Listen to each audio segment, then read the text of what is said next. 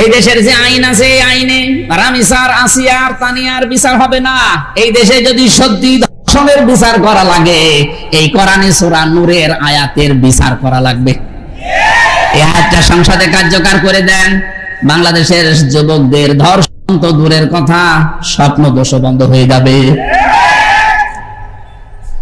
এর আগে ওয়াজ মাহফিল, তাফসীর মাহফিল না, সংসদে গলাবাজি করা না, কোন মঞ্চ বক্তব্য বিবৃতি দেওয়া না, মানববন্ধন করা না, এটা জীবনও বন্ধ হবে না যদি শরীয়তের আইন বাংলাদেশে কায়েম করা না যায়। আমাদের মাননীয় প্রধানমন্ত্রী যিনি আছেন, আমি একজন সংসদ সদস্য হিসাবে, তিনি আমাদের সংসদের নেতা, তার একজন সদস্য হিসাবে এটা যেহেতু রেকর্ড হচ্ছে তার কানে যাবে। রাজশাহীবাসীর পক্ষ থেকে আজকে আহ্বান জানাচ্ছি, আপনারও একটা মেয়ে আছে জাইমা রহমান, এই রামিসাকেও নিজের মেয়ের মতো মনে করেন তো। এই রামিসার জায়গায় যদি আপনার মেয়েটা হতো, বাংলাদেশ কি হয়ে যেত এতক্ষণ? বলেন না কেন, কি হয়েছে তো আপনি বলেন। দর্শক কোথায় থাকতো, নিয়ে এসে কি করে ফেলতেন? আমার মনে হয় তারা 14 টুকরো করে ফেলতেন। আপনি তো বাবা, আমিও তো, আমার 3টা মেয়ে আছে। রামিসার দিকে তাকালে আমার মেজ মেয়ে ফারিহার কথা মনে হচ্ছে, মানুষ এত নিচে নামে কি করে? আপনি কি কোন রুচিতে 5-6 বছরের মেয়েকে ধর্ষণ করলেন, আমার মেরে ফেলেছেন? এই মানুষ নামে জানোয়ার গুলোর বিচার শুধুমাত্র এই জেল দিয়ে, জরিমানা দিয়ে হবে না, এদের প্রকাশ্যে ফাঁসি দেওয়া লাগবে। আইন যদি বাংলাদেশে কায়েম হয়ে যায় সংসদে, এবার সত্যি এটা কায়েম হয়, কারা কারা আছেন এর পক্ষে দেখি? লিল্লাহি তাকবীর। এই দেখেন তো হাত তোলেনি কোনটা?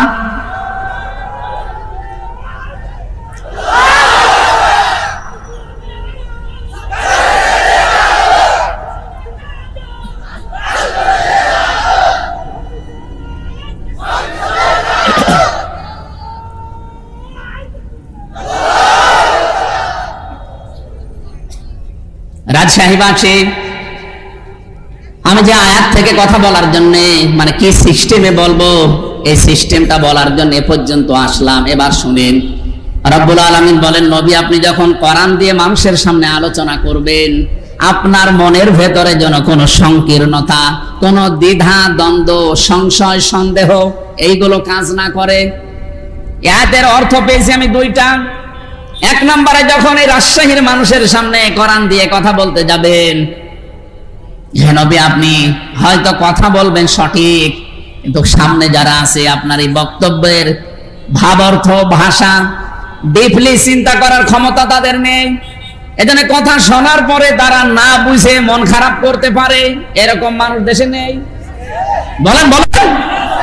এই যে এর আগে যে 2 নাম্বারটা টাচ দিলাম, এখানে অনেকে মন খারাপ করেছেন আমি জানি।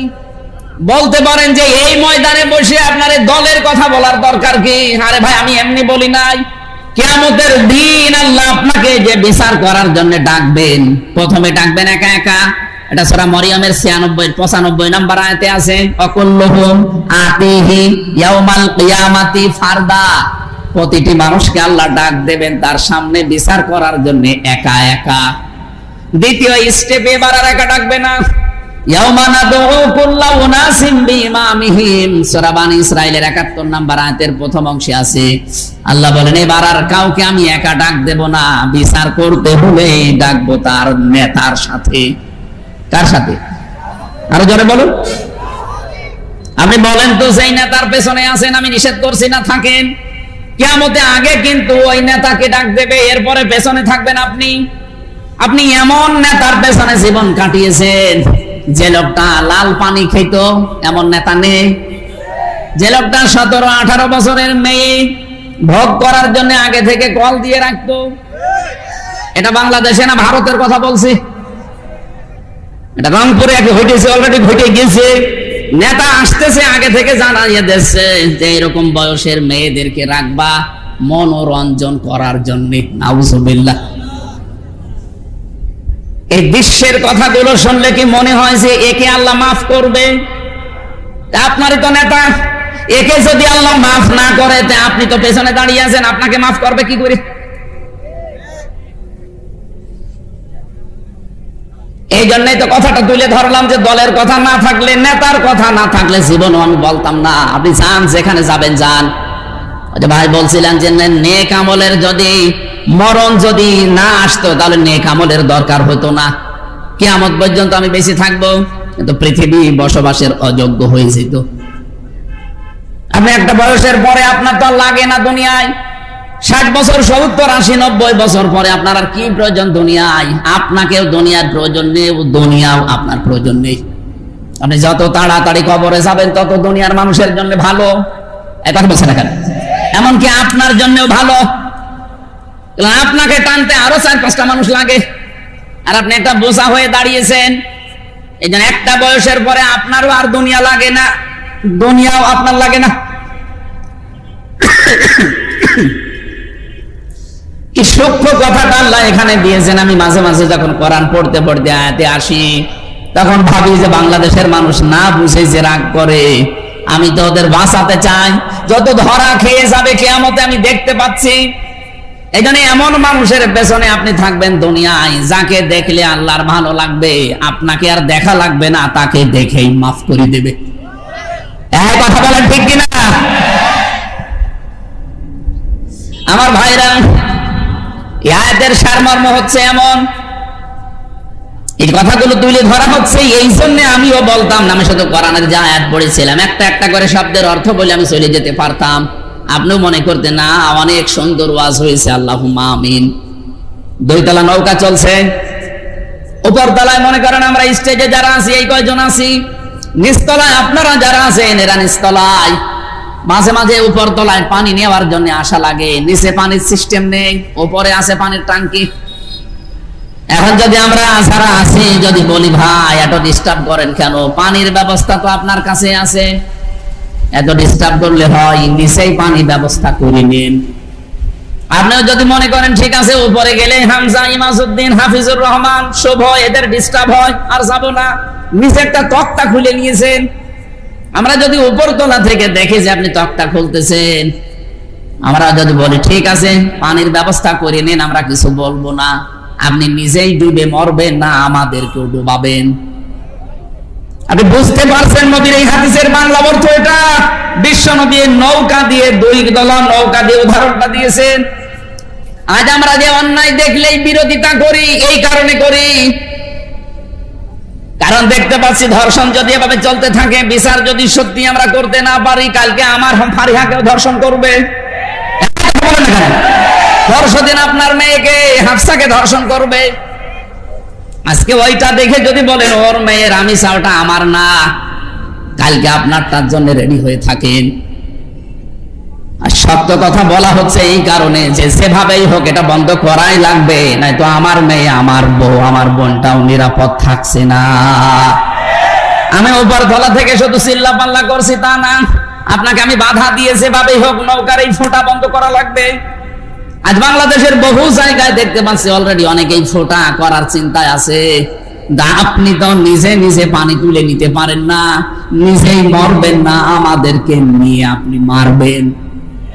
সুতরাং আমাকে বাঁচার জন্য হলে এই কথাগুলো আপনাকে শোনানো লাগছে। রাজশাহীবাসী আমি তুলেছিলাম এই জন্যেই, বাংলাদেশে যেই দলে কোরআন নেই আজকে সিদ্ধান্ত নেওয়া লাগবে, ওই দল যদি আমার বাবাও তৈরি করে ওই দলে আমি আজকে থেকে নেই।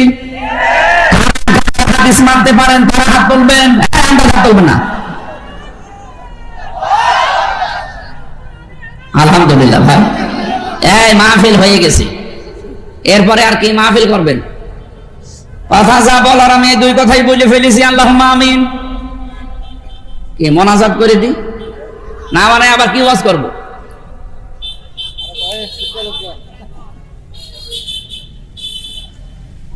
আল্লাহ পাক বলেন প্রথম অর্থ যেটা ছিল, হয়তো অনেকে এখানে আছেন এইভাবে না বুঝে কোরআনের বক্তব্যে মন খারাপ করতে পারেন, হ্যাঁ এটার সংখ্যা অপেক্ষাকৃত কম।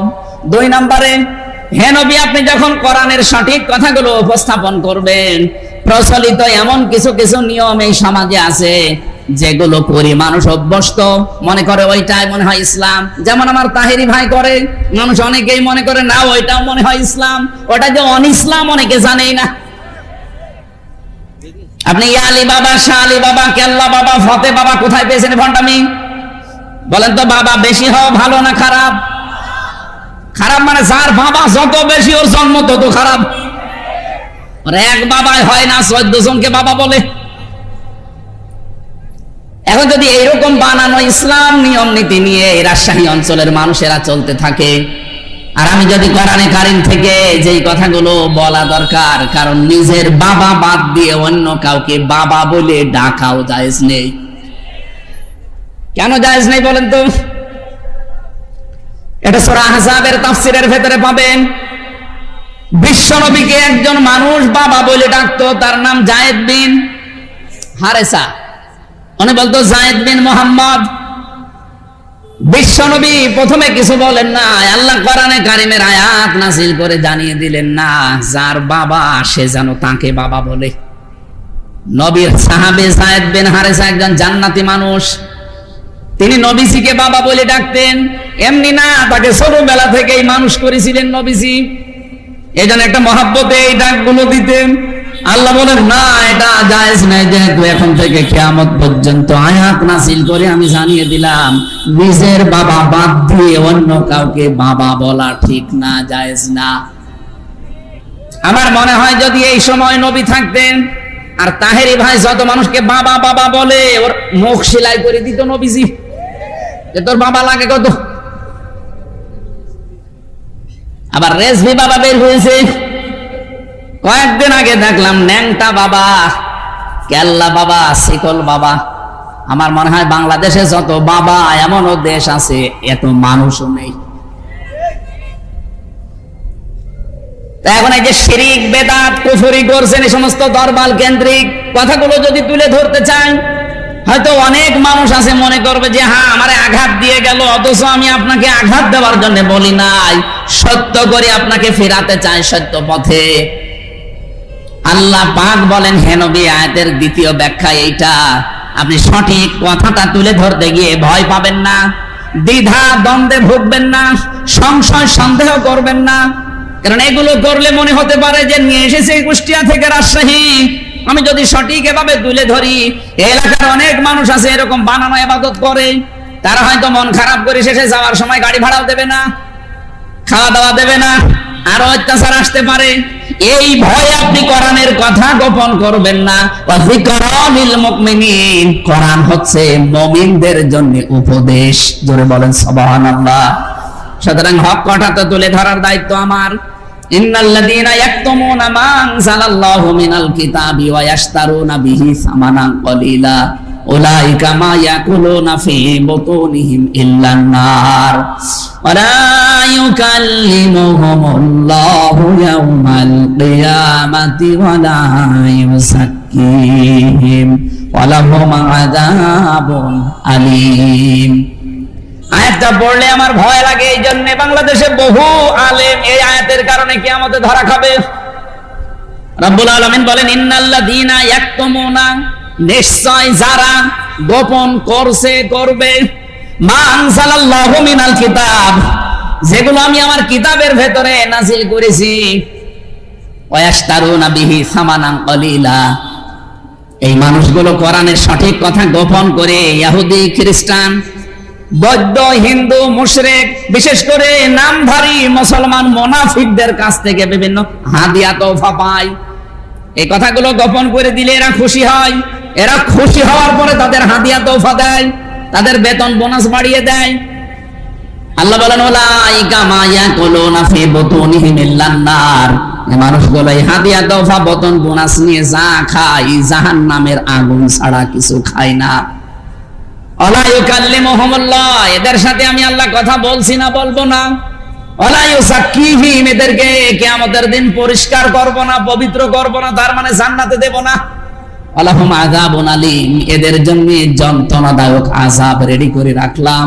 আয়াতটা পড়লেই মনে হচ্ছে যেন আলেমদেরকে আল্লাহ সতর্ক করছেন। কথা বলেন ঠিক কিনা? এজন্য ভয় আছে আয়াতটা নিয়ে। কোরআনে দুই জায়গায় এরকম আয়াত আছে, সূরা বাকারার ভেতরে, এটা 174 নম্বর আয়াত, আর একটা আছে 159 নম্বর আয়াত। দুই জায়গায় আল্লাহ আলেমদেরকে সতর্কবাণী দিচ্ছেন। আমার মাঝে মাঝে কিছু আলেমের দিকে তাকিয়ে মনে হয় এরাও তো আলেম, এই আয়াতগুলো পড়ে এরা আলেম হয়েছে, এরা কি বোঝে না আয়াতগুলো? বাংলাদেশে এবার যে সিস্টেম এসে গিয়েছিল, আলেমরা যদি সত্যি আলেমের ভূমিকা পালন করতাম, বাংলাদেশে ইসলাম এবার কায়েম হয়ে যেত। দরদার সালাম আদায় করে আমার তেলাওয়াতকৃত আয়াত যেহেতু সূরা রুম থেকে পড়েছি, রোম শব্দের শাব্দিক অর্থ একটা আছে, আর একটা অর্থ হচ্ছে বিজয়। আল্লাহ রাব্বুল আলামিন রোমকে বিজয় দান করে মুসলমানদের করায়ত্ত করে দিয়েছিলেন। আমার মনে হচ্ছে আজকে আয়াত যদি আমরা বুঝি, আগামীর বাংলাদেশ এভাবে গঠন করতে পারি। যেহেতু জিলহজ মাস চলছে, এখানে জিলহজের কিছু কথা আসবে। আশা করছি আগামীর বাংলাদেশ আমার আল্লাহ মুসলমানদের করায়ত্তে এনে দেবেন ইনশাআল্লাহ। জবান খুলে কোরআনের এই সোনালী আয়াতটুকু একটু পড়বেন, এরপরে আমরা ভেতরে যাওয়ার চেষ্টা করব ইনশাআল্লাহ। আউযু বিল্লাহি মিনাশ শাইতানির রাজিম।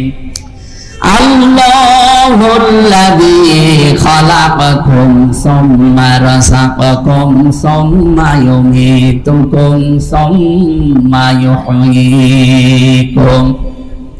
রব্বুল আলামিন বলেন, আমি আল্লাহ, আমি তোমাদেরকে বানিয়েছি। এখানে কয়েকটা শিক্ষা অলরেডি আল্লাহ দুইটা শব্দের ভেতরে দিয়ে দিয়েছেন। প্রথম পরিচয় আল্লাহ দিলেন, তার নাম কি? আল্লাহ। বলেন বলেন। পৃথিবীতে কোন ধর্মের লোক এই শব্দটা বলতে পারে না। ৪,৫০০ ধর্মের লোক আছে দুনিয়ায়, শুধুমাত্র আমরা যারা মুসলমান তারা এই শব্দটা মুখ দিয়ে বললে মনটা ভরে যায়। বলেন আল্লাহ, বলেন আল্লাহ। আল্লাহ পাক বলেন, আমি আল্লাহ খালাকাকুম, তোমাদেরকে আমি বানিয়েছি। তোমাকে বানিয়েছি না, কুম মানে তোমাদের সবাইকে। তাহলে আমাদের বানানোর ক্ষেত্রে একচ্ছত্র দায়িত্ব মালিকানা কার? হ্যাঁ, আরেকজনের আছে, তিনি শুধু বিছানায় ছিলেন। মার বাবা আমাদের, ওনারা বিছানায় ছিল, এতটুকু ওনাদের দায়িত্ব শেষ। বাকি যা সেই বীর্য থেকে হামজা পর্যন্ত পুরাটা দায়িত্ব পালন করেছে কে? রব্বুল আলামিন বলেন, এই বীর্যটা যখন বাবার স্ফলিঙ্গ দিয়ে দ্রুত গতিতে বের হয়ে যায়, ইয়াখরুজু মিন বাইনিস সুলবি ওয়াত তারাইব, এ নাপাক পানিটা আমি আল্লাহ নিজে সংরক্ষণ করি। মায়ের রেহেমের ভেতরে যেতে কমপক্ষে 4টা জিনিস আমি আল্লাহ তৈরি করি। 340-এর ভেতরে, 120 দিনের ভেতরে এটা চুল, রগ, হাড় আর পর্দা হয়।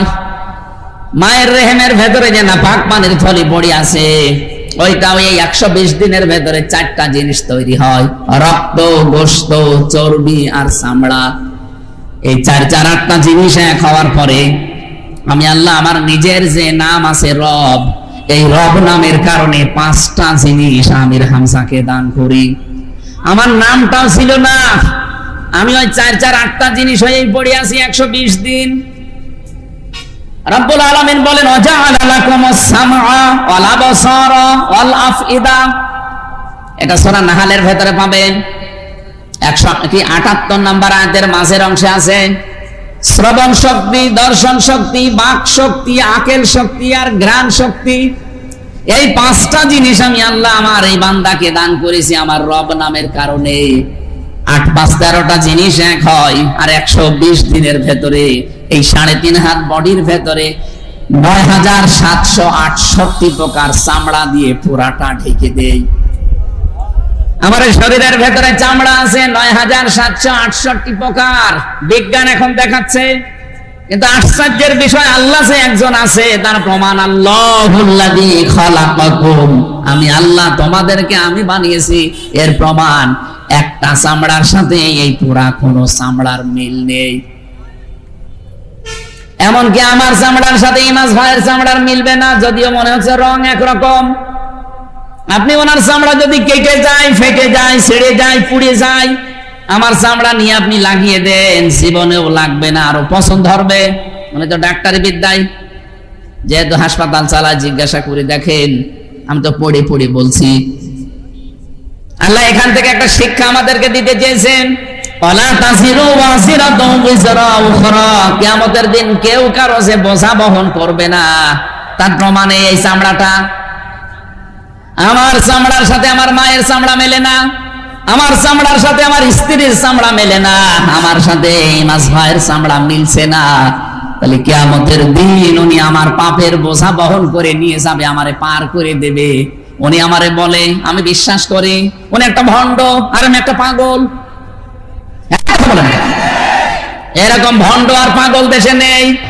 বলে আমার বাবা আছে, আমার বাবাই পার করে নিয়ে যাবে।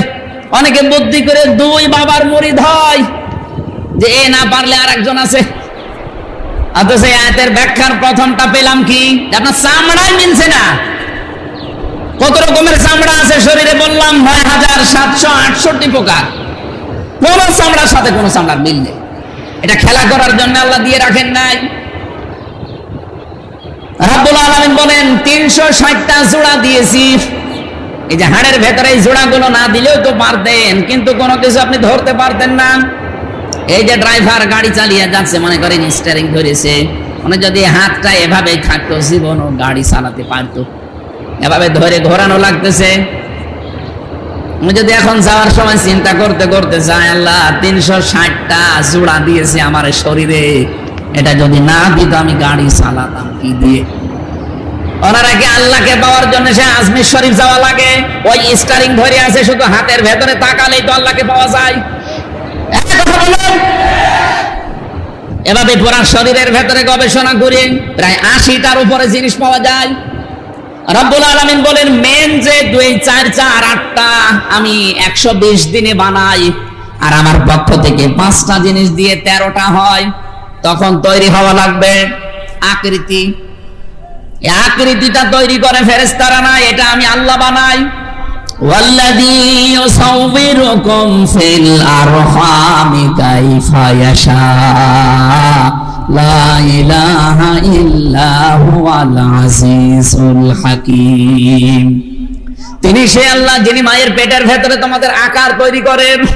সুতরাং আকৃতি ছেলে হবে না মেয়ে হবে সিদ্ধান্ত কার? নাকি আপনার বোর? বলেন বলেন। আমি ওই আয়াত পড়ার আগে আমার বর ভুল বুঝেছিলাম, মানে বোঝার আগে বারবার মেয়ে হয়, এই জন্য আমার মন খারাপ হইতো যে কি গো এত দোয়া দরুদ পড়ি সবই মাঠে মারা যায়। কিন্তু এটা তো আমার বড় কোনো হাত নেই, আমারও কোনো হাত নেই। হাত কার? কারণ এই সিদ্ধান্ত কোনো বাবাই দেবে না, এই সিদ্ধান্ত পুরাটা আল্লাহর নিজের। ১০০টা মেয়েও যদি কাউকে দেয়, এটা স্বামীরও নেই, বড়ও নেই, পুরা হাত কার? এই জন্য মেয়ে হলে যারা রাগ করি আমরা, একটা আহাম্মক। আপনার বড় উপরে রাগ করেন না, আপনি রাগ করেছেন আল্লাহর সিদ্ধান্তের উপরে, ঈমানের কিন্তু ক্ষতি হয়ে যাবে। বহু মানুষ আছে আবার উল্টা বিশ্বাস করে, বিভিন্ন বাবাদের উপরে, মাজারের উপরে, পীরদের উপরে বিশ্বাস করে আছে। এমনকি আমার উপরেও অনেকে বিশ্বাস করে। বগুড়াতে এক অনুষ্ঠানে আমি যে বাড়িতে খাবার খাওয়ার জন্য গেলাম, ওই লোকটা একটা আপেল নিয়ে এসে বলছে, হুজুর আপেল পুরি দিন। আমি মনে করছি কোন রোগ শোকের জন্য হবে। সূরা ফাতিহা পড়ে ফু দিচ্ছি, আমার কানের কাছে মুখ নিয়ে বলছে, এমন ভাবে আপেল পড়বেন যেন ছেলে হয়। ছেলে হয় মানে? বলছে আমার বর বারবার মেয়ে হয়, তো এই জন্য আপনার মতো বড় হুজুর পেয়েছি, এমন ভাবে পড়বেন যেন এবার ছেলে হয়। আপেল ফেলে দিলাম। বলছে কই? ফেলে দিয়েছি। আরে ভাই, আপেল পড়ে যদি ছেলে হওয়া সম্ভব হয়, তাহলে আমার আর পরপর 3টা মেয়ে হইতো না? খালি বারবার ম্যাডামকে খালি আপেলই খাওয়াতাম পড়ি পড়ি। কি বিশ্বাস ওই বাড়িওয়ালার আমার প্রতি দেখেছেন? এরকম বিশ্বাস এই দেশে আর কারণ নেই। বলেন বলুন। আল্লাহ বলেন, আমি তখন আকারটা বানাই। এই আকারটা বানানোর পর 6 মাস যখন আস্তে আস্তে হয়ে যায়, তখন পেটের ভেতরে খাবারের উদ্রেক দেখা দেয়, ক্ষুধা লাগে। রব্বুল আলামিনের পরের শব্দে দেখেন ওইটাই দিয়েছেন, আল্লাহুল্লাযী খালাকাকুম সুম্মা রাযাকাকুম। এই যে রিজকের দায়িত্ব কার? আরো জোরে বলেন। এই রাযাকাকুম এর ভেতরে একটা শিক্ষা আমি আপনাদের দিতে চাই, আমি নিজেও নিতে চাই। সুম্মা রাযাকাকুম, রব্বুল আলামিন বলেন আমি আল্লাহ তোমাদেরকে রিজিক দেই। তাহলে রিজিকের একচ্ছত্র মালিকানা দায়িত্ব কার? আরো জোরে বলেন। এইটা কাউকে চিন্তা করতে আল্লাহ দেয়নি যে রিজকের চিন্তা করে পেরেশান হওয়ার দরকার নেই। হ্যাঁ, যতটুকু আপনার কপালে আছে আসবেই। কিন্তু সেইটা নিয়ে চিন্তা করতে আল্লাহ আমাদেরকে দায়িত্ব দিয়েছেন, সেইটা নিয়ে আমাদের চিন্তা নেই। আল্লাহ রাব্বুল আলামিন আমাদেরকে চিন্তা করার জন্য দায়িত্ব দিয়েছেন কি, ইয়া আইয়ুহাল্লাযীনা আমানু তাকুল্লাহা ওয়াল তানজুর নাফসুম মা কদ্দামাত লিগাদ। সূরা হাশরের ভেতরে আছে 17-18 নম্বর আয়াতে, ঈমানদারেরা আমাকে ভয় করো, আর প্রতিটি মানুষের উচিত আগামী দিনের জন্য তার প্রস্তুতি কতটুকু আছে এটা যেন সে ভালো করে নজর করে, চিন্তা ভাবনা করে। কে বলছে? তার মানে আগামী দিনের জন্য আপনার কি আছে এইটার চিন্তা আল্লাহ করবে না, এটার চিন্তা করবে কে? আপনি নিজে। তাহলে মরণের পরের জীবনের চিন্তা আল্লাহর না, এই চিন্তা আমাদের। আর এই দুনিয়ার জীবনের চিন্তা আমাদের না, এই দুনিয়ার জীবনের চিন্তা কার? এটা যদি সত্যি আমরা কোরআনের আয়াত বিশ্বাস 100 ভাগ করতাম, বাংলাদেশে কেউ 620টা বাড়ির মালিক হইতো না। বলেন, কোটি কোটি টাকার মালিক এক একজন। কি করবেন এত কিছু নিয়ে বলেন তো? আমি কি পারি না এখন? আল্লাহ আমাকে তো ওই জায়গায় অলরেডি পৌঁছিয়ে দিয়েছেন। একজন এমপি বোঝেন আপনি, 4.5 লাখ মানুষের দায়িত্ব আমার মাথার উপরে। কুষ্টিয়া বাংলাদেশের ভেতরে অন্যতম একটা উন্নত জেলা, তারপরেও আমি 3 নাম্বার মানে সদর আসনের এমপি। আমি আজ 2.5 মাসের উপরে হয়ে গেল। আমি যদি সত্যি এই আয়াতটা আমি আমল না করতাম, যদি খালি পড়ে ভুলে যেতাম, এই 2.5 মাসে 1000 কোটি টাকা আমি মালিক হতে পারতাম। আমার রাস্তাও জানা আছে, 96টা অফিস আছে কুষ্টিয়াতে, সরকারি বেসরকারি মিলে। আমার কিচ্ছু করা লাগবে না, যেহেতু ওই জেলার সর্বোচ্চ উপরের দায়িত্ব আল্লাহ আমাকে দিয়েছেন। আমি কোরআন মাথায় নিয়ে বলছি। অনেকে বলে হুজুর পাগল, কিছু বোঝে না। অন্য কেউ হলে 1000 কোটি টাকা কামাই করে ফেলতো। আমি বুঝি, আমারও রাস্তার লাইন সব জানা আছে। আমি এতটুকু বুঝি যে আমি কার জন্য করব, আমার বোর জন্য। আমার শালা এসেছে আজকে, ওই শালার জন্য, আমার মা বাবার জন্য, আমার ওই মেয়েগুলোর জন্য। আমি মরে এখনই যদি কবরে চলে যাই, কালকেই ম্যাডামের বাপ এসে নিয়ে চলে যাবে। সর্বোচ্চ 7 দিন কান্নাকাটি করে ভালো হয়ে যাবে। আবার 3 মাস 10 দিনের ভেতরে দেখবেন অন্য জায়গায় বিয়ে দিয়ে দেবে। সর্বোচ্চ 10 দিন ওই বাড়িতে সংসার করে শ্বশুর যদি জিজ্ঞাসা করে যে তামান্না এই জামাইটা কেমন, আগেরটা ভালো ছিল না এইটা, ও সরাসরি বলবে হামজা কি মানুষ ছিল, এখন যেটা পেয়েছি আল্লাহর ওলি। আমি করলাম কি? আমি তো এমপি হয়ে আপনার জন্য সব রেখে গেলাম। কুষ্টিয়ায় 5 তলা বাড়ি, গ্রামে জমি জায়গা বাড়ি 2 তলা, এত কিছু সব আপনার জন্য রেখে গেছি। মাত্র 10 দিন সংসারে আপনি আমারে ভুলে খেয়ে ফেলেছেন। এখন নতুন জামাই নিয়ে আপনি সব করে যাচ্ছেন। আমি জানি দুনিয়ার জীবন এটা, কারণ কোরআনে আল্লাহ এইভাবে আমাকে বুঝিয়েছেন, আমাল হায়াতুদ দুনিয়া ইল্লা মাতাউল গুরুর।